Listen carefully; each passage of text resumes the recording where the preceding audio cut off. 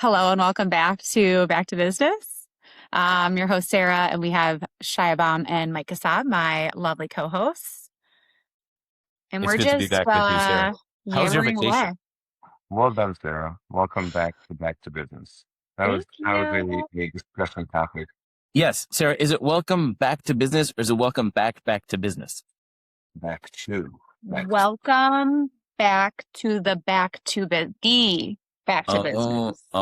She throws through a wrinkle there, Michael. Yes, it is. That, It is that underlined, changes everything. bolded. Yeah. That changes everything. Don't forget the.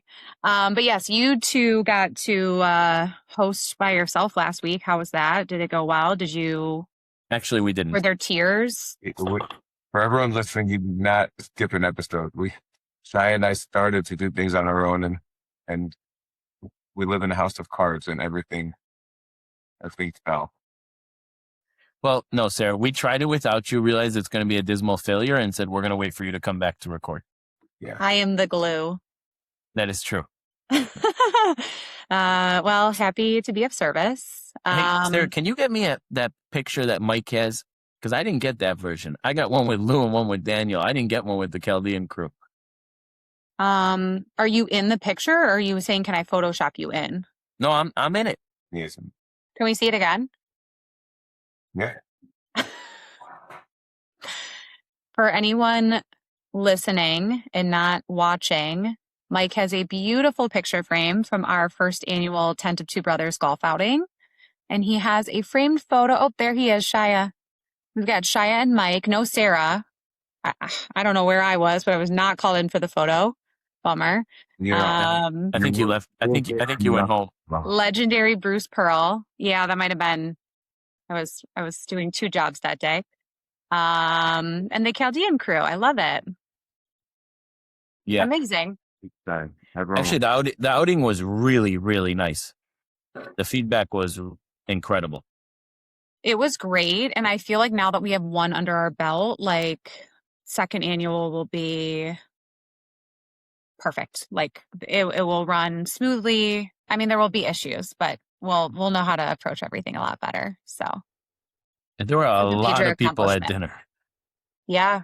You know, I don't think you get enough credit for everything that you get putting that together, because we know Shaya, all he did was put you in a group chat with random people and said, hey, Sarah will figure it out. So thank you so much for all that you did. And for everyone, who's listening in, who's a part of that. Thank you.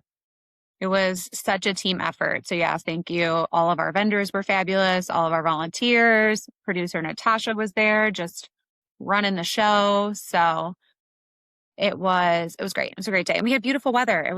We couldn't have dreamt of a better weather day for golf and all of that. No one's hair had to get messed up by rain. I mean. Right. Which was the usual golfing. Yeah. I know. Golfers are usually concerned about that. So they didn't have to worry. A blessing. I said that day that we were being blessed by Yakir. Yakir. It was very, very moving. The whole day was very special. Yeah. Having Bruce there, the parents of Yakir and Tamosh, and the whole event was just beautiful. It was just beautiful. Really well. Sarah, you killed it. Everyone, Doris, Natasha, did a great job. Yeah. And we couldn't have done it without all of our participants, all the golfers, all the sponsors. So thank you, everyone. Shout out. Hopefully everyone's listening now that they have Natasha, can you put over some photos from the outing into the podcast, some photos and like the sponsorship thing or whatever, that banner that you had up front? Amazing. Okay. So before we start today's topics, let's look at some of our best hate comments from last week, the last couple weeks. Natasha, you want to put a few on the screen? Who called Mike a moron this week? Some guy wrote Mike is not a moron, but what's this one? That was very nice. Gosh. I saw that. Boss mode. Earth without Israel would be so much more peaceful.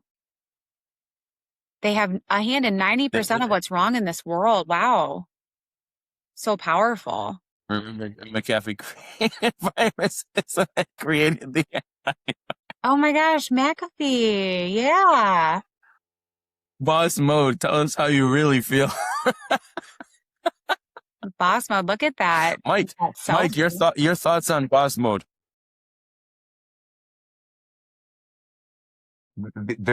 He said a couple truths. I think we're playing two truths and a lie here. No, I'm kidding.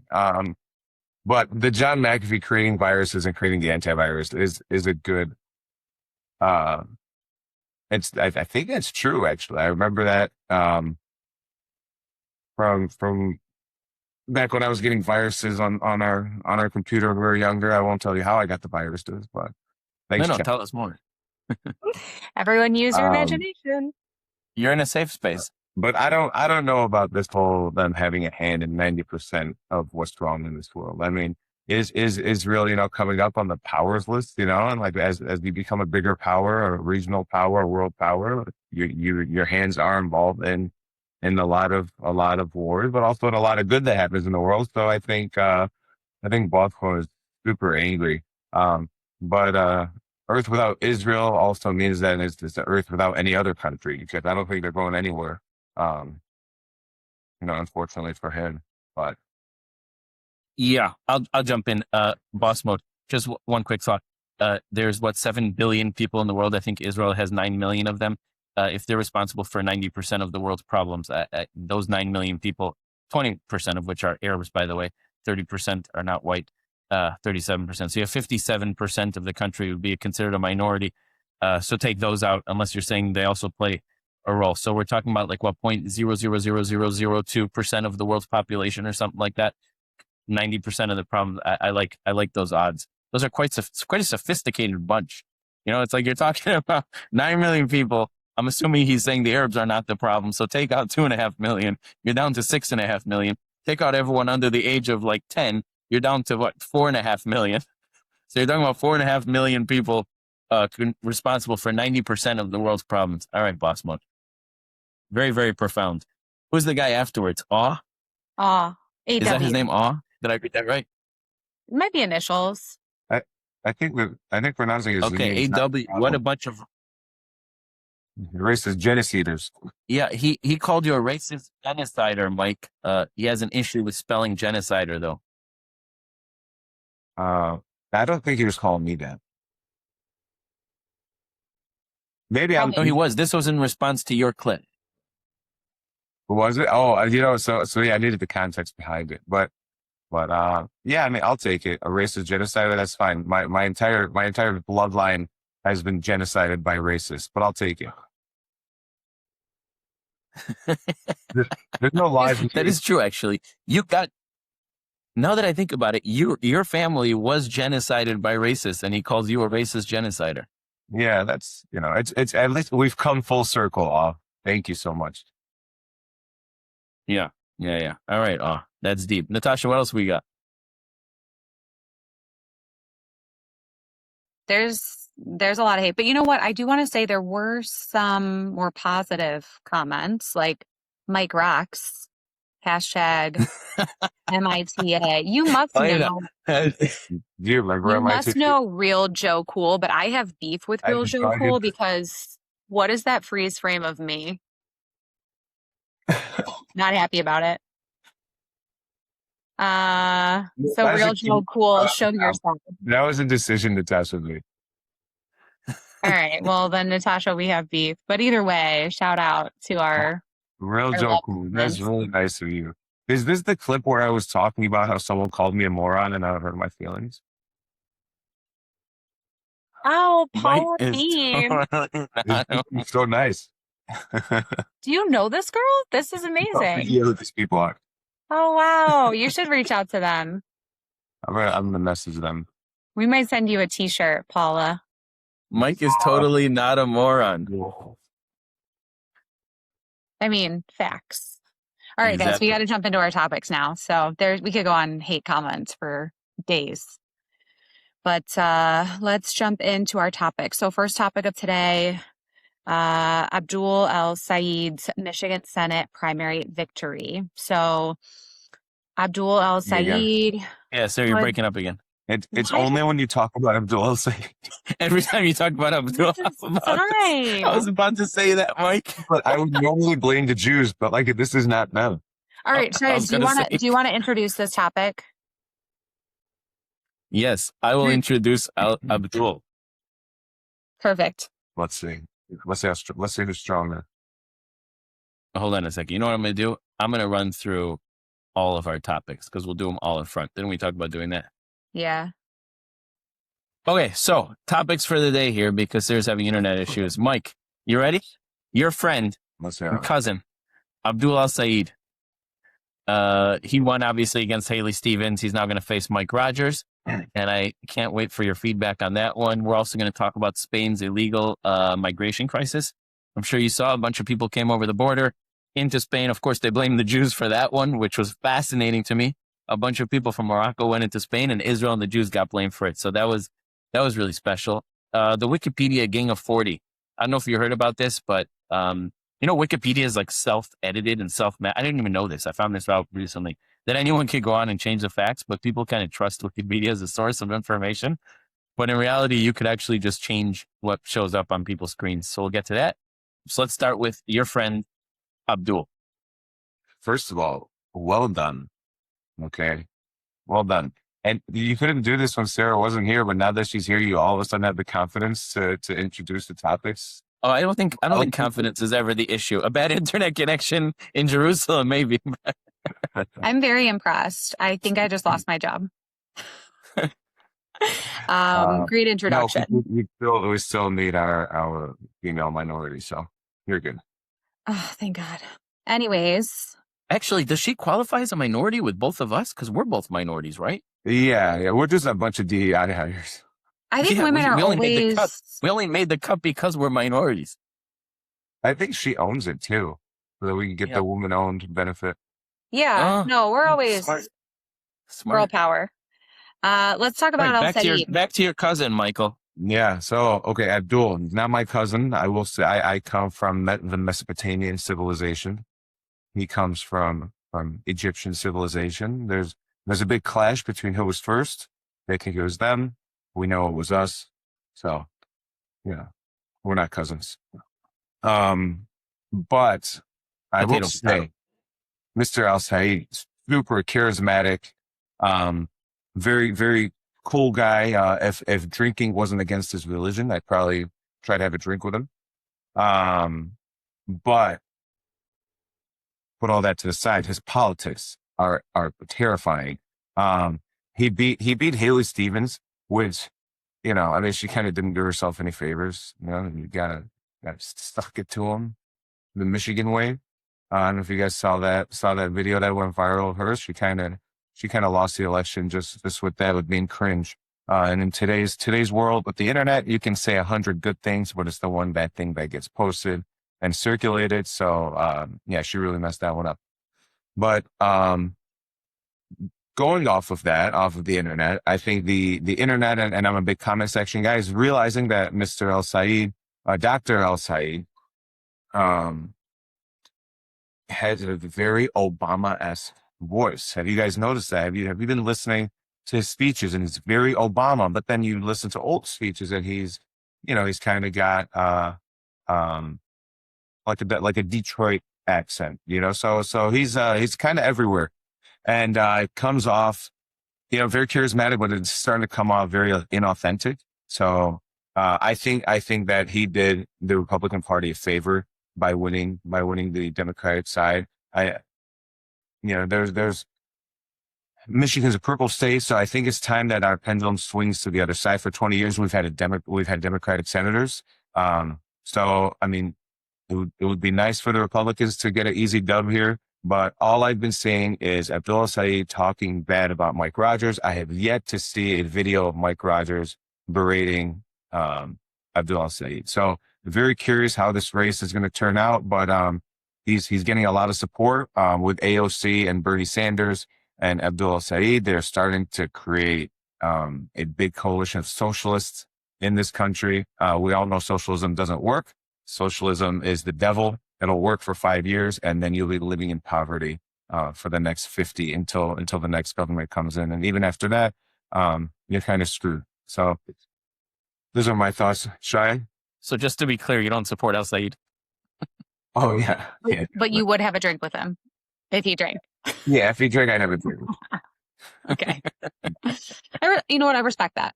I do. Sarah, what's your view? I don't have a problem Since with the I'm person. moderating today. I mean, I know the things about his background and relation to the Muslim Brotherhood and all that, but even Egyptians in Egypt don't support him. If you go and watch Egyptian news, they talk about Abdul El-Sayed as if he's the uh, whatever the version of their Antichrist is.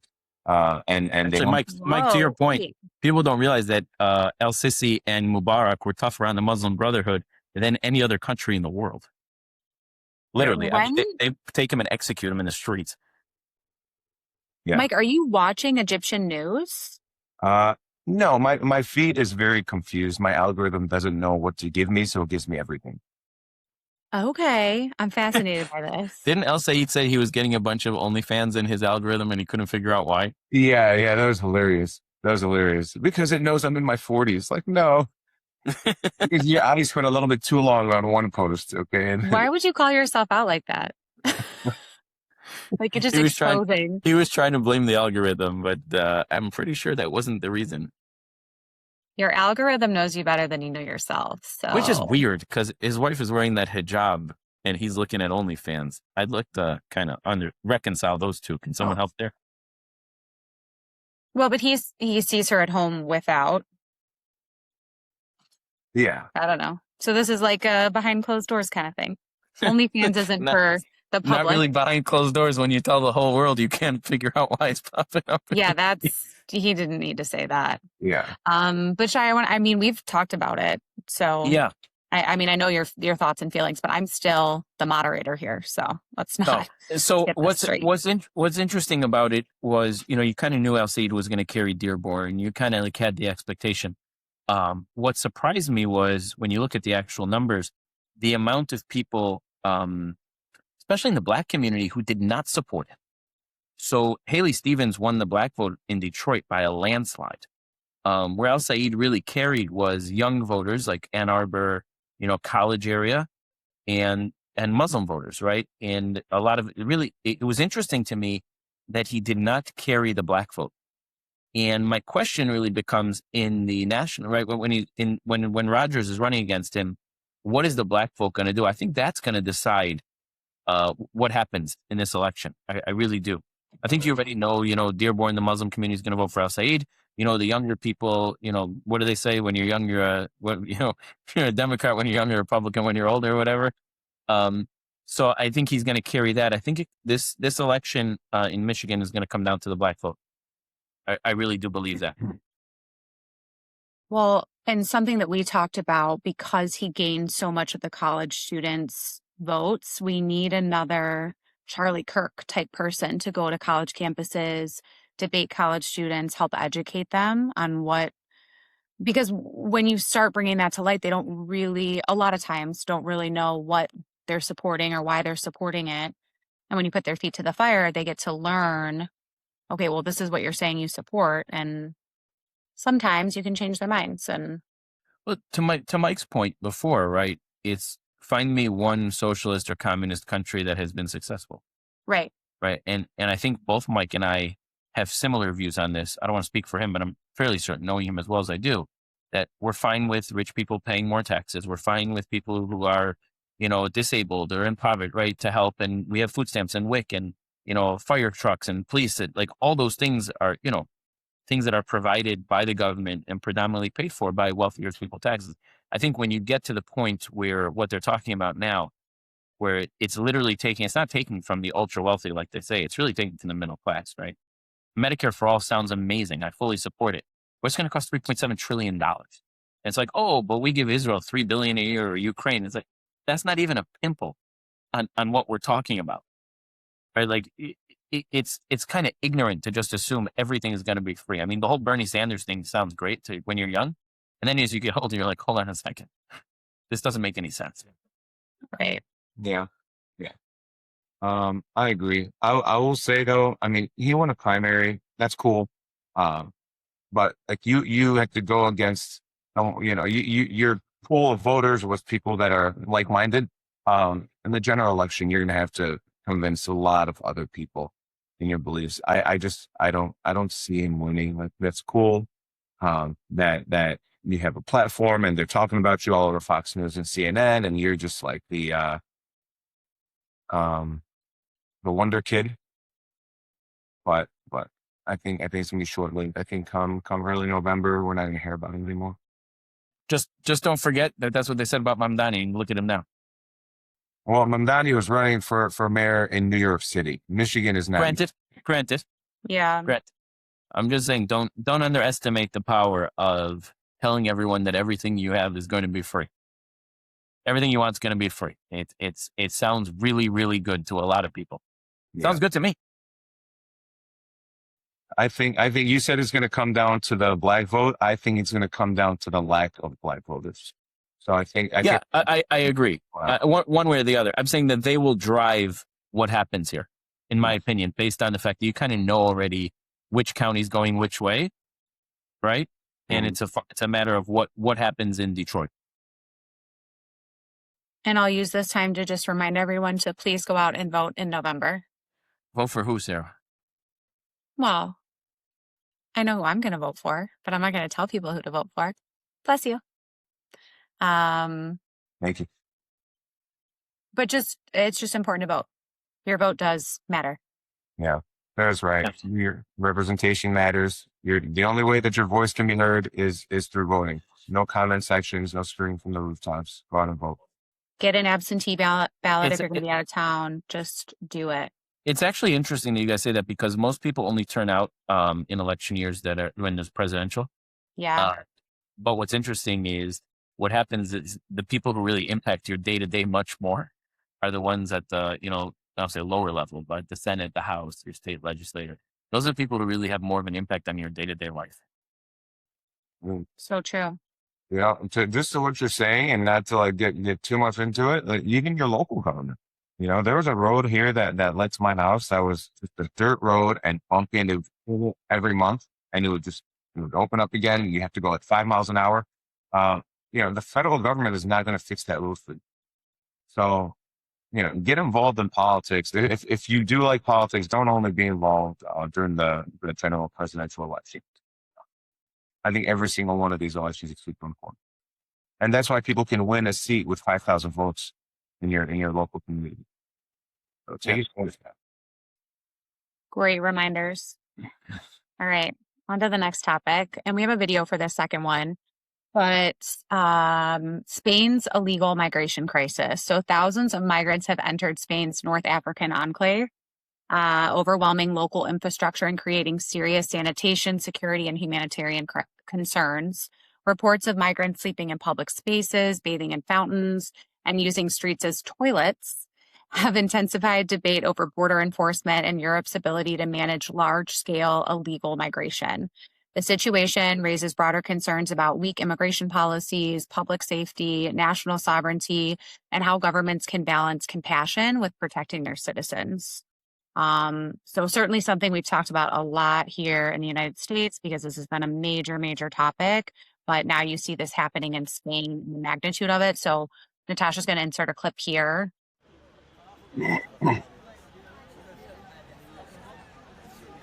So for anyone not watching, you see thousands of people swimming to shore and just invading the border. It's really overwhelming to see. But Shaya, you want to start us off with this topic since Mike started the last one? Yeah, sure. And I think we've talked about this fairly extensively. Mike, I think both Mike and I addressed this on a different podcast. I support legal immigration. I think our immigration system is broken. I am a grandson of immigrants. My grandfather's obviously still alive, and I've only had the opportunities I've had in the most amazing country in the world because he was able to come here legally. But it was a big, hard process for him to get here. In fact, the reason why his parents went to the gas chambers was because they were missing one signature on their visa to come to America. And because of that, they had to send it back, and the Nazis got him and put him in the gas chamber. So I'm very sympathetic to people who are stuck in situations where they want to better their lives. With that said, coming across a border, whether it's Spain or whether it's here, without any controls whatsoever, all you're doing is bringing down the place that you're going to for a better opportunity. And to me, that it defeats the purpose. I think the vast majority of them are good people who do want a better opportunity, but there are some bad ones in there. And we have to acknowledge that, and we have to do a better job of basically making it easier for good people to come and harder for bad people to come. But this chaos of 50,000 people just coming across a border and thinking that, oh, it's going to be better when I get there. It's not going to be. It's going to be miserable. There's no housing. There's no facilities. There's no infrastructure. There's no health care. Everything that you're coming for, you're not going to have. All you're going to do is overwhelm a system that you think is better than where you're coming from. So my take is, again, better legal immigration. Yeah, I tend to agree with you. And coming in as an immigrant myself, 6 months old with my family. Like, I know my parents want to come there for a better life. So you really can't look at this situation and not see that these people want a better life, right? If their lives were good, they wouldn't have to go swim all the way to, how's it pronounced? Ceuta? Nailed it. Love it. We'll roll with that. But when the local people start to see that this core of migrants or immigrants is coming in and that their government is doing nothing to stop it, it causes a lot of, I think, distrust in the government. And we see that here at home. And I don't even think that we're even anywhere near this level of crisis. But you start losing trust in your government, and then people start taking matters into their own hands, and then extremists get created. If we see one of the hot topics over the last 20 years, immigration, it just becomes a hot button issue. You can use that word to kind of mold people's feelings and get them to vote for you and whatnot. So these crises are creating extremist views on immigration, and then it'll cause more harm than good. Shaya's right. A lot of these people are good. But also, if you're not vetting anyone and you're just letting them in, you'll never know who's good and who's bad. You'd never be able to stop a potential attack or anything from happening because you just let them all come in. And being unsanitary, bathing in fountains and urinating and using the streets as your bathroom. That is not the life that they ran from to go to. So although maybe their conditions are a little bit better, they're bringing down the conditions for everyone else who was already used to those. And although theirs got better, everyone else has got worse. Right. There has to be a process for how these things go. And it's so good to hear both of your perspectives, having Mike, you immigrated to America with your family, Shaya, your grandparents immigrated here, like having that perspective. And I would think anybody who went through a difficult process to do it the right way would be enraged by something like this. Yeah. Well, one thing that Mike mentioned that I disagree with a little bit is, Mike, a few years ago, it was really bad here. Like, we did have this here. I don't know if you remember 3 years ago in New York, the Rockefeller Hotel, like all the hotels were filled with illegal immigrants because they had no place to put it. We kind of forgot because it's 2 years later now, but literally 2.5 years ago, this time, Manhattan was, I was there. It was crazy. I mean, there were buses just coming in, dropping off. Remember, Texas was busing people in to Manhattan every day and dropping them off. The hotels were full. You couldn't, hotel rooms were crazy because half the hotels were just migrant shelters. It was pretty intense. Like, it was like this situation just in Manhattan. Yeah. I did forget about that. But you don't see stuff like that video. I haven't seen a video like that across the American border. Yeah, but I wonder how much of that is just because how spread out the border is, that you don't have everyone pouring over in one spot, because numbers wise, we had millions of people, right? Yeah.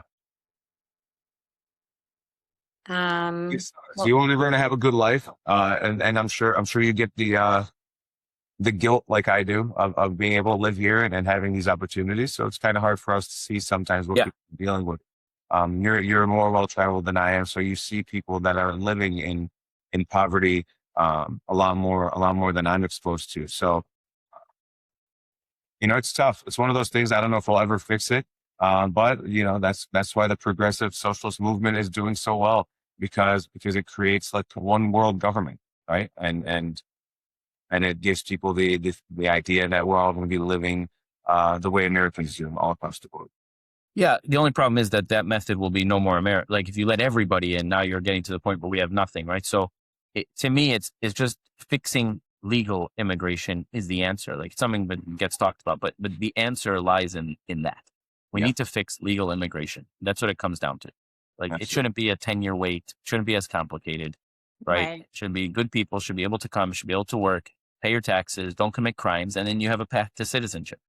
The way it is now is just chaos. But back to the Spain thing specifically, and I know we're limited on time here, so just very quickly, I don't know if you guys saw, somehow the Jews got blamed for that. They blamed Israel for a bunch of people from Morocco going into Spain. And I'm sure Boss Man is going to have a comment with 90% of the problems coming from there. But yes, it was an Israeli Mossad or America. I think they blamed America too. I think it was America also. America and Israel planned the whole thing to get back at Spain or something like that, because Spain really moves the needle on, Middle Eastern affairs. Not surprised at all. No, sadly.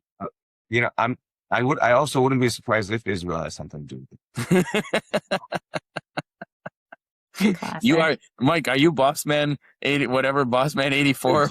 It's just Boss Man, no numbers. You're also the real Joe Cool. Yeah, the real Joe Cool. That's right. You have too many Joe TikTok Cool. profiles. Joe Cool. All right, on to the next topic. This one is regarding Wikipedia. So Wikipedia is facing renewed criticism over claims that a coordinated group of editors manipulated articles about Israel, Zionism, anti-Semitism, and Jewish history. The group, described by critics as the Gang of 40, is accused of making large numbers of edits that pushed anti-Israel narratives while limiting opposing sources and viewpoints.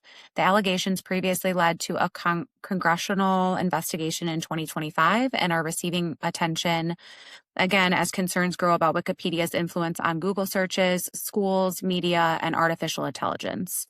The controversy raises questions about whether Wikipedia can remain neutral and who ultimately controls the information millions of people see online. And Shaya, to your point when you introduced this topic initially, Wikipedia can be edited by anybody. So, and it's usually one of the top hits on Google. Yeah. For instance, if you Google Mike Rogers, the first link is a Wikipedia link. So you could go there and learn, hopefully, fact about him, but maybe also fiction, because you just don't know if Wikipedia is reporting the truth. So, Mike, you want to start us off with this one? Yeah. First of all, anyone who's using Wikipedia as a source, I mean, in today's day and age, grow up. Questionable. Yeah. You said grow up? Yeah. Even Google, one of my aunts sent over a screenshot from her Google, and I was like, why are you even using Google? You have ChatGPT, you have Claude, you have all this. But anyone who's using Wikipedia, those people should really take a look in the mirror and figure things out for themselves. Also, I'm familiar with Wikipedia, with being able to go in and make edits. I think one time I looked up Aaron Rodgers, and it said Aaron Rodgers is the quarterback for the Green Bay Packers and the current owner of the Chicago Bears. I thought that was hilarious because there was a game where he beat them, I think, in the last second, and then he screamed, "I own you," So then it became mean, and now he's the owner of the Chicago Bears.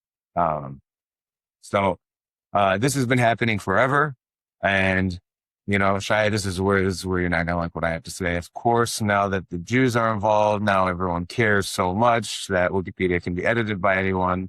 But I really, Wikipedia is the last place that is pushing anti-Semitism. I think there are 1,000 other places that are pushing it at a way higher amount. But going back to what I first said, if you're on Wikipedia anyway, you probably don't have. I'm not saying it. You don't have the. You don't have what? Common sense. You're not smart enough to formulate your own opinion. So I think I'm not too worried about those people. But there are way more of those people than there are logical people. So. my take is similar. I guess a tiny bit different. My take is, but very similar to Mike's, and that is, it's really what we've talked about since our first episode. Don't believe anything you read and don't believe anything you see. Unless you see something firsthand, I wouldn't trust it. I think it has nothing to do with anti-Semitism, Mike. I think it's another way that people can maybe convince ignorant people to believe whatever conspiracy theory. But I think it's a little bit deeper than that. I think just bringing it back to Israel or the Jews is, a convenient kind of out, but it has really a lot. There's a deeper issue. And the deeper issue is that people are able to manipulate what people read and what people see. And there are many people who don't have access to other resources. They just believe what they read. And I think that's the larger issue, right? I think a lot of what we're doing is fighting to tell the truth, fighting for people to say, okay, just because you read something, just because you saw something, it doesn't make it true. Like, forget what it's about. Like you said, Aaron Rodgers owning the Bears. How many people who don't understand, right? Someone like me who doesn't know that whole, incident where he threw that touchdown pass or whatever, I would read that and be like, that seems like a conflict. You can't play for one team and own another team, right? But for someone who doesn't know that much about sports like you, to me, that seems like,